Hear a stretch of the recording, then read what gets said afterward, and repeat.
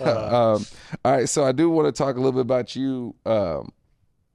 You played in the WBC for Team Japan. Your mom is Japanese, right? My mom is Japanese, yes. And how was that? How was that growing up? It was cool, man. It was like for me, it was the norm. But I think the more I left home and I understood like the bicultural nature of like my household, right? Like coming in, there's a little room where you put your shoes right away. Like there are no shoes in the house. And my mom was always cooking up like very traditional Japanese meals. And she a lot of the rules that we had were very like, standard for Japanese. And so it was normal for me, but I think once I started to grow up and then learn more about my buddies and stuff, like it wasn't necessarily the norm, but that's all she knew growing up, and she came here, and then her mom and her dad are still in Japan, her sisters are in Japan, and her entire family is still in Japan. And so do you go back and see them? Yeah. Oh, nice.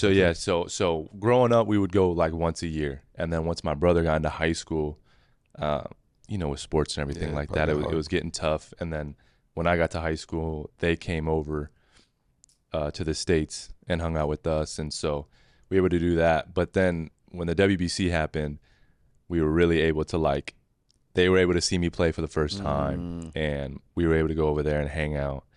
And then now I go once a year, and it's kind of, the cool thing is it's kind of, like connected our family, more so than we ever had. Oh, so it ended up being inadvertently doing something like that. No doubt. Like, and we communicate more. Like my mom always talked to them, but like for me, I mean, I can't say I communicate with them because I don't speak Japanese, but like I go there and see them, and we're able to hang out. And whether it's my mom or somebody from the agency that we fly over there with, like I'm spending time with them, seeing them, getting FaceTime with them. And like, my grandparents are getting older, so it's cool to be able to spend time. So how does that conversation go if y'all can't speak? Like, is it just, because I know like when I went to Japan, it's like you smile.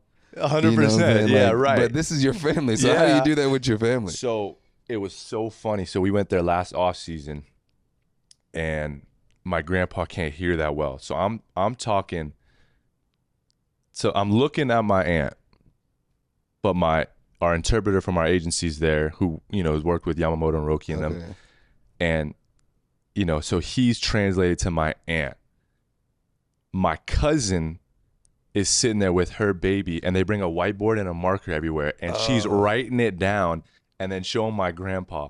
My grandpa then reads it, laughs, does whatever, says something back, and then it's like, so it was like 5 different people are translating this thing, but it's all for family. We loved it. It was great, but and then sometimes, like my aunt or whatever wouldn't even respond and tell my grandpa what they were saying, because she was like, and I'm over it. But it's a process for sure. So because of the WBC, I ain't gonna say because of WBC, but it played a part. Your like fame level shot through the roof. You could say because of the WBC. Yeah. It did. Yeah. So tell me about your experience at the WBC, getting to play there, getting to play in front of your fam, getting to play with Shohei. Yeah. And Yoshi, I guess. Yeah, right. Roki. You got to play with all these guys. Yeah. It was amazing. Were you nervous? Super nervous. Yeah, me too when I'm my person. Yeah. Super nervous. Like you going over there, obviously being, Tommy too. Tommy was the first American-born Korean to play over there, and so I was the first American-born Japanese. And my mom was like, "Listen, there's certain things like you gotta you can and cannot do." And so I'm on the flight over, and I'm like, "Dude, I cannot embarrass my family. Like I cannot let Japan down. My family, like this cannot go bad. Like if we lose, we lose. But like I can't do anything to like disrespect my family." What could that possibly be? Just mannerisms, like the way you act. Slam your helmet or something. Do something like that, or even like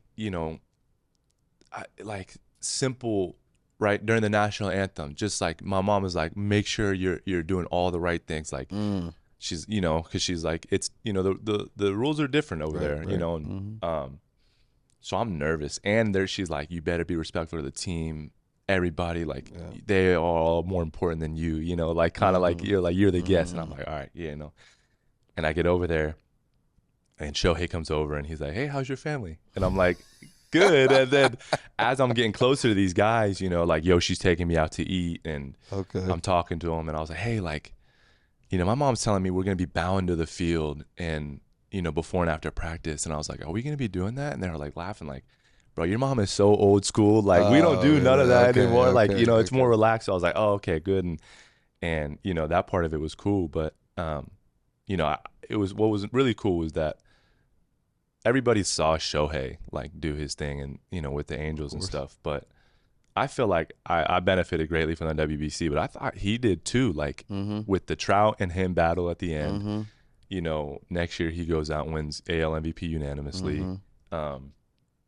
And seeing him, like, take BP, because I don't know how often he takes BP with Never. you. Right? He never does. But, so, I mean. He did it in Japan. Did he do it for the Tokyo series when you. No? No, it was just too much. Like, for him, it's really just too much. Yeah. Like, he can't really, like, take steps. He can't. And there's, like, everybody in the world wants to be famous, right? Yeah.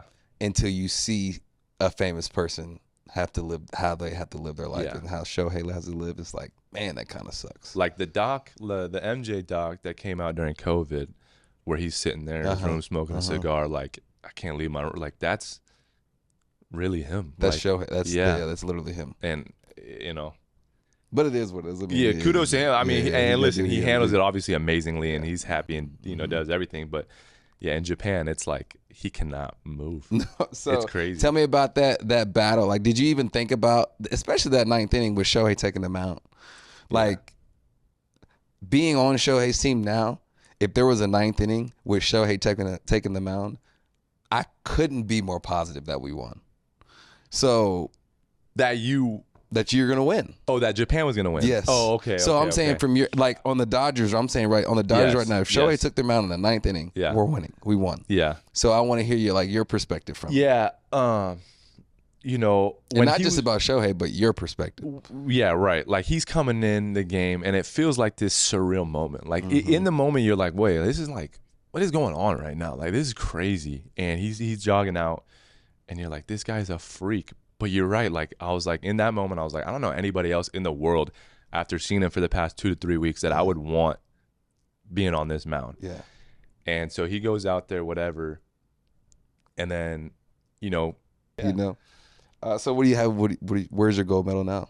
At my parents' house. Okay. Yeah, okay, I gave that one to my mom. Just nice. Okay. Yeah, so she keeps it. She keeps it. Yeah. I mean, that was like an ode to her. I felt like she deserved it, you know, because without her, I'm not eligible for the team or any of it, sure, you know. For sure. So are you going to play again? I hope so. Yeah, I would like to.